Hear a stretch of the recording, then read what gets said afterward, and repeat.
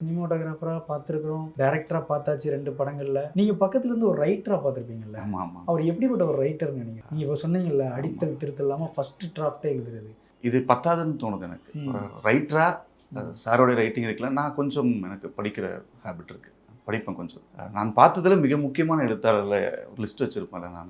இவங்க எழுத்துக்களை திரும்ப திரும்ப நம்ம படிக்கணும். அதை படிச்சிருந்தாலுமே அதை இன்னொரு டைம் படிக்கணும். நான் ஒவ்வொரு டைம் நீங்கள் படிக்கும்போதும் அன்னைக்கு உங்கள் மனநிலை எப்படி இருக்குங்கிறது தான் ஒரு ரைட்டிங்கில் இருக்குது. ஒரு ரைட்டிங் அப்படியே ஸ்டில் அதே மாதிரி இருக்காது. நீங்கள் எத்தனை நாள் கழிச்சு கொடுத்தாலும் அதே தான் எனக்கு அந்த புரிதல் மட்டுமா இருந்துச்சு அப்படின்னு இருக்காது. நீங்கள் இன்னைக்கு அந்த புக்கை படிக்கும்போதும் ஒரு 5 வருஷம் கழிச்சு அந்த புக்கை படிக்கும்போதும் அப்படியே அதோடைய அவங்க சொல்ல ஒரு விஷயம் உங்களுக்கு வேறையாக கன்மையாகும். அதுதான் நல்ல ஒரு ஆர்ட். ரைட்டிங்காக இருக்கலாம், சினிமாவாக இருக்கலாம், பெயிண்டிங்காக இருக்கலாம், என்ன வேணாலும் இருக்கலாம். உங்களுக்கு ஒவ்வொரு முறையும் அதை படிக்கும்போதும் நீங்கள் ஒரு டெவலப் ஆகிருப்பீங்களே. ஒரு 5 வருஷத்தில் நீங்கள் நிறைய விஷயங்கள் புரிஞ்சிருப்பீங்க. உங்களுக்குள்ள நிறைய மாற்றங்கள் நிகழ்ந்திருக்கும்ல. அந்த ரைட்டிங்கும் அதுக்கு மூவ் ஆயிருக்கும். உங்களுக்கு ஈக்குவலாக வந்து நிற்கும் அந்த ரைட்டிங்கும். ஸோ அந்த மாதிரியான ஒரு ரைட்டிங் சார்.